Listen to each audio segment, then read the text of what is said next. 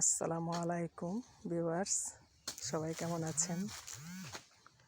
আজকে আমার একটা আবার নতুন ভিডিও।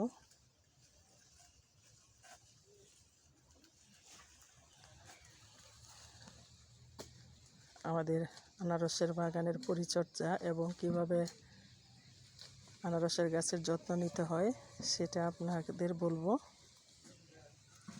আমাদের এই আনারসের বাগানটা দেখেন, এটা হচ্ছে জলডগি আনারস, খুবই মিষ্টি। আমাদের এই লাল মাটির টেকের যে আনারসের বাগান করা হয় সেই আনারসগুলি খেতে খুবই মজা হয়। দেখেন প্রতিটা গাছে আলহামদুলিল্লাহ কত আনারস হয়েছে। এই আনারসগুলি গাছ কিভাবে লাগাইতে হয় সেটা আপনাদের আমি এখন বলবো।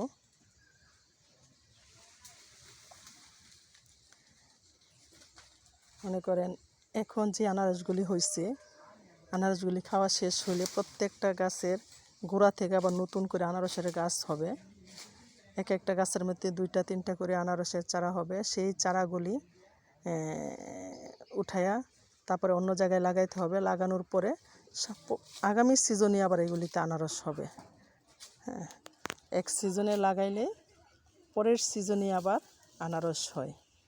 এটাতে খুব একটা পরিশ্রম করতে হয় না। এটা লাগিয়ে বাগান পরিষ্কার করে দিতে হয়, গাছগুলি পরিষ্কার করতে হয়, তারপরে একটু সার দিয়ে দিলে আরও ভালো হয়। আনারসগুলি খুব বড় হয়, দ্রুত বড় হয়। প্রত্যেকটা গাছে দেখেন আনারস হয়েছে আলহামদুলিল্লাহ। আর এই আনারসগুলি 15 দিনে 1 মাস পরে, 15 থেকে 1 মাস পরে আনারসগুলি পাকবে। আলহামদুলিল্লাহ, আপনারাও আপনাদের বাড়ির আশেপাশে খালি জায়গায় আনারসের বাগান করতে পারেন, নিজেরা খেতে পারেন এবং আর্থিকভাবে উন্নয়নের জন্য আপনারা বিক্রিও করতে পারেন। ওয়ালাইকুম আসসালাম। আসসালামু আলাইকুম। হ্যাঁ, আলহামদুলিল্লাহ। দেখেন এখানে যে আনারসের গাছ, এই যে পরিচর্যা করতেছে, বাগান পরিষ্কার করতেছে। এই যে আবার এখানে আনারসের বাগানের ভিতরে দেখেন 12 মাসি ফসল, কলা 12 মাসই হয়, বুঝছেন? এটা আপনার এই বাগানের মাঝখানে দেখেন যে কলা বাগানও লাগানো হয়েছে। দেখুন আনারস মাশাআল্লাহ, যেটা আর 15 দিন পরে পাকবে আনারসটা, বুঝছেন? আনারস আলহামদুলিল্লাহ, সবার দাওয়াত রইল, আসবেন আমাদের এখানে আনারস খেয়ে যাবেন। এই যে কলা গাছ লাগানো হয়েছে, লিচু গাছ, এই দেখেন সাইড দিয়ে এই যে ফলের গাছ, এই দেখেন এটার মধ্যে আলহামদুলিল্লাহ দেখেন প্রচুর ফল হয়েছে, ফুল বের হয়েছে, কিছুদিনের মধ্যে এগুলি বড় হবে। জামরুল, সাইডে দিয়ে জামরুলের বাগান। লিচু এই বছর হয় নাই আমাদের, লিচু বাগানও আছে, লিচুগুলি হয় নাই।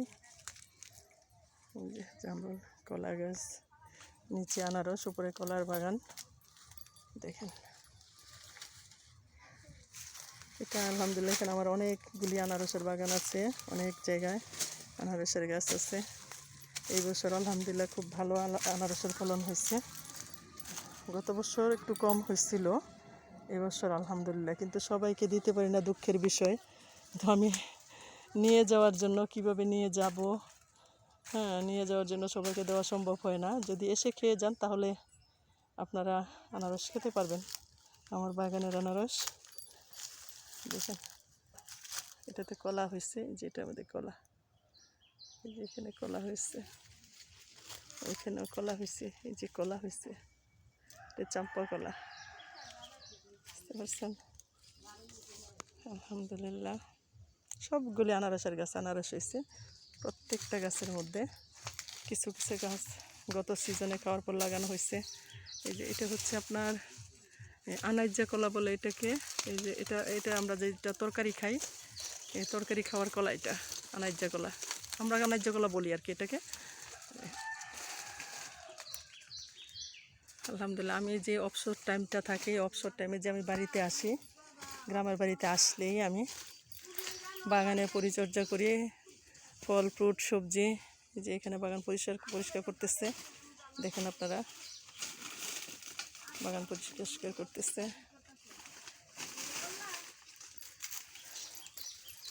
আলহামদুলিল্লাহ লিচু হয় নাই।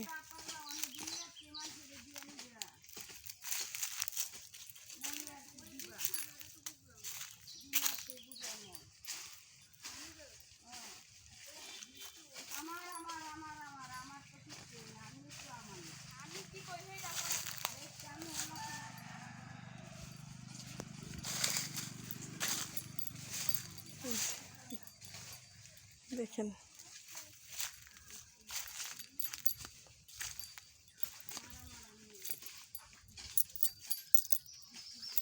এগুলি হচ্ছে দেশি আনারস, টক মিষ্টি। এটা এখন টক মিষ্টি আনারসগুলি খুব কম পাওয়া যায়, সবাই শুধু মিষ্টি আনারসই লাগায়। আমার মিষ্টি আনারস অনেক আছে আলহামদুলিল্লাহ। এই যে টক আনারসগুলি আছে এগুলি টকও মিষ্টি, এটা রসালো অনেক, খেতে খুবই মজা। এই যে এগুলি হচ্ছে টক মিষ্টি আনারস, আনারসগুলি খেতে খুব মজা। এই যে আম আছে, আমও হয়েছে এটাতে। এই যে আম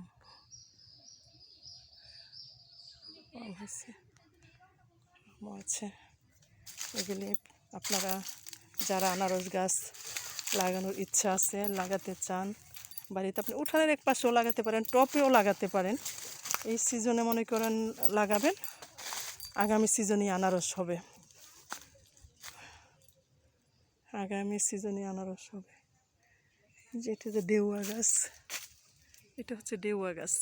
এটা ডেউয়াও খেতে খুব মজা। এটাতে এখনো হয় নাই ডেউয়া, ডেউয়া গাছ কিন্তু খেতে খুব মজা। ডেউয়াটা, ডেউয়া খেতে দেশি আনারস। কাঠের গাছও আছে, এই যে কাঠের গাছ, এগুলো হচ্ছে আকাশি। এখানেও ফলের গাছ আছে, আরেকটা ফলের গাছ। এই যে ফলের ফুল হয়েছে প্রচুর, ফুল হয়েছে, প্রচুর ফুল হয়েছে। তবে আজকে আমি এখানে এই ভিডিওতে এখানেই রাখলাম। সবাই ভালো থাকবেন, আবার দেখা হবে। ধন্যবাদ, আসসালামু আলাইকুম।